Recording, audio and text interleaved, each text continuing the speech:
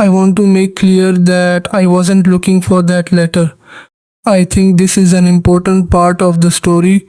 I was busy handling some tasks I'd been putting off for quite a while, those things you keep postponing. Eventually, you have to do them.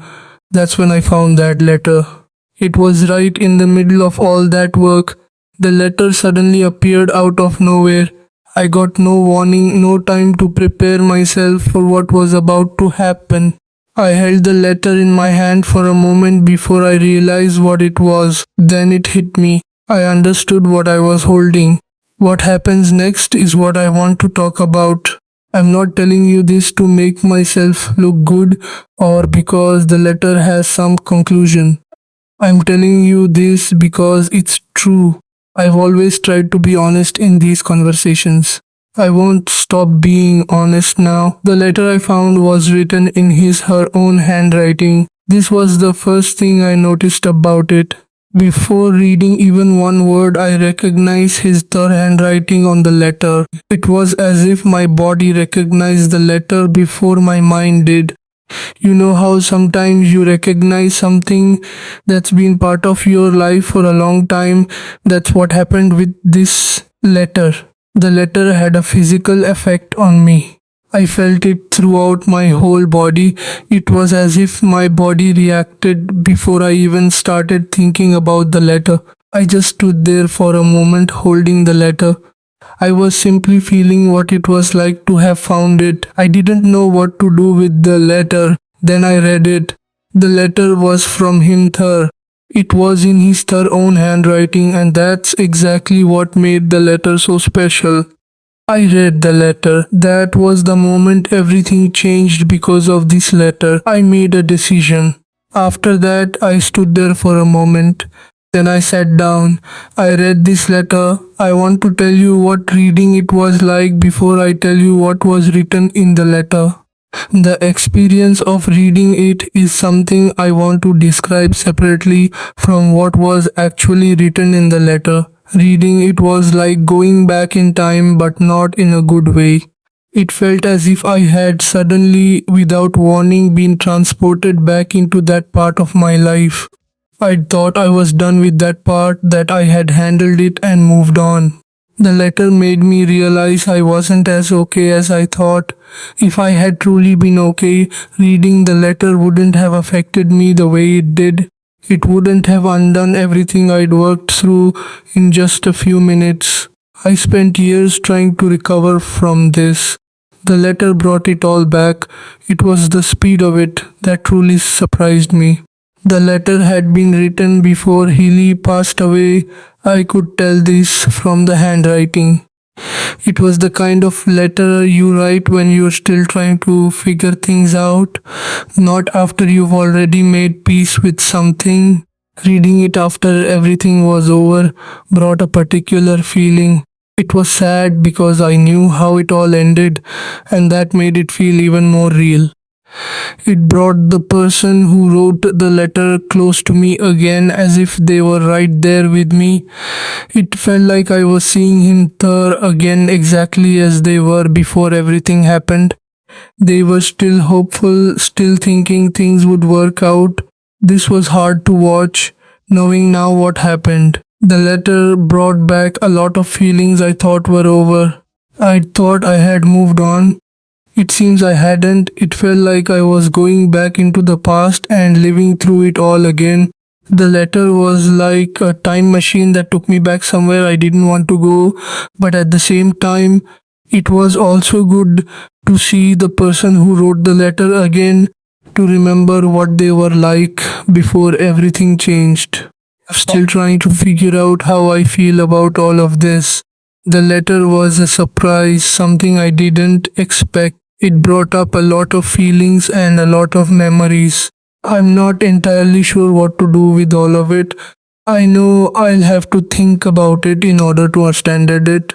The letter was a reminder that the past isn't really over, that it can still affect us in big ways.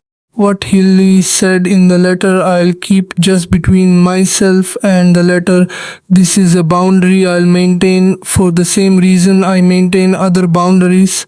because the particular things they said belonged to them and to me and to the relationship we had, and revealing them fully would violate something that was private and that I want to keep private even as I talk about this experience. But I can tell you the general scope of what Heli said, that they were trying to make sense of something, trying to put into words for themselves what they were feeling, what they wanted, and what they were afraid of, trying to work through on paper a situation that was too complicated to think through in their mind. And there was an honesty in this attempt that I haven't been able to stop thinking about since reading it, because this honesty was as complete and unguarded as private writing often is when it's never written for anyone else to read, when the writer is writing only for themselves. And reading something written purely for oneself felt like reaching a version of them I never had full access to when we were actually together, the version that existed before they translated themselves into something communicable. And that version, that private, unguarded version, was more vulnerable and more real than anything I ever felt when they presented themselves directly to me. Reading it made me understand something about them and about us and about what happened between us that I hadn't understood before or had only understood partially. And this new understanding, arriving all these years later, where perhaps something could have changed, brought its own particular grief, different from the grief I'd already been carrying. After reading the letter, I sat with it for a long while, not doing anything with it, just sitting in what reading it had produced, and what it produced wasn't one feeling but several at once. A familiar grief that returned to its full original size after years of having been reduced to something more manageable. A particular sadness about things that were true about them that I hadn't fully known when they were available to me to know. Something close to anger, but not anger. More like frustration at the timing, at how understanding so often arrives after the window to act on it has already closed. And beneath all of this, a strange and particular gratitude toward the letter that it survived years of sorting and clearing out to reach this moment where I could read it and be devastated by it, and through that, come to know something I hadn't known before. I didn't put it back where I found it. I kept it, and that's the decision I feel most need to explain, and that I find hardest to explain rationally, because the rational arguments against keeping it, against throwing it away, or at least putting it back where it lay undiscovered, aren't hard to make. Reading it already cost me something.